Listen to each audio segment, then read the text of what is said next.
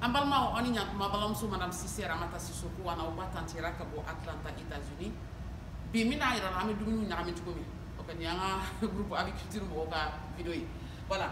yoro nya fa modu na betanye ataka tanye no asoro femi mbabulu amu utiliser femi mbabulu amu ta ko kaka fen shew ka dumi na ame fen fla de utiliser ko sobe kaba ni sho ni kaba clean mais akaba yi muguni ni she fen sho mugu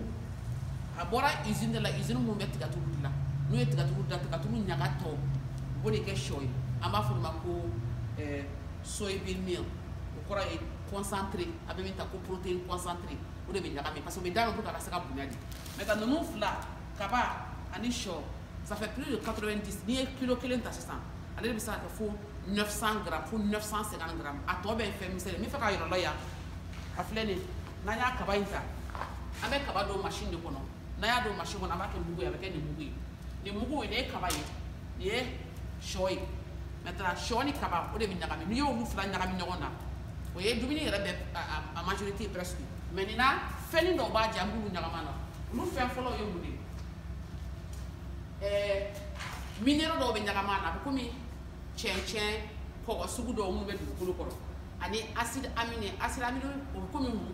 ko mi protéine qui c'est ko nya fa ngo fembe qui c'est de bala mais ta protéine qui c'est obé mais ta yalo c'est ça mais fait fo en même temps avec en même temps avec compagnie to ta parce nya fa ngam na produit commandé ou fait parce que compagnie mu minero do ba la pendant des années so man cha wu o dun te dubini parti chama fitinde do aso man cha ma be na fa chama nye fena o da ni ta c'est ça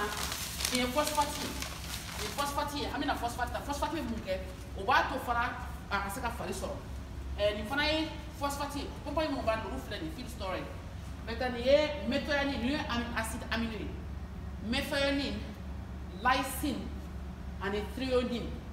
o sama de acide aminé mi amba nyaka minina maintenant dumini affaire manta ni asoro pondeuse de ça am saka fe nyaka mana calcium o calcium be mo mundila abe bo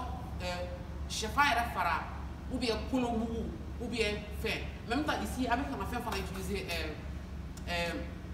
jega kolo ou bien jega ere mais quand on fait un aérodrome avec machine utiliser programme donc avec machine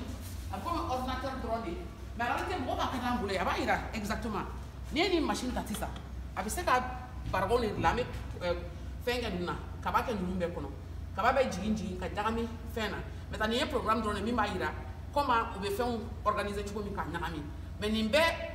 ni machine mais am seka nimbe ke na mbulu parce que avec pourcentage de drone ira ka fo ni nganga nyaka parce que ni mo ko ko programme que on va fier de il faut faire ce nous nyami donc c'est des choses très simples nimbe y même machine là nimbe machine ko ni dubini bana amba nyaka mi ira ka tan ko ka ji abana maintenant nous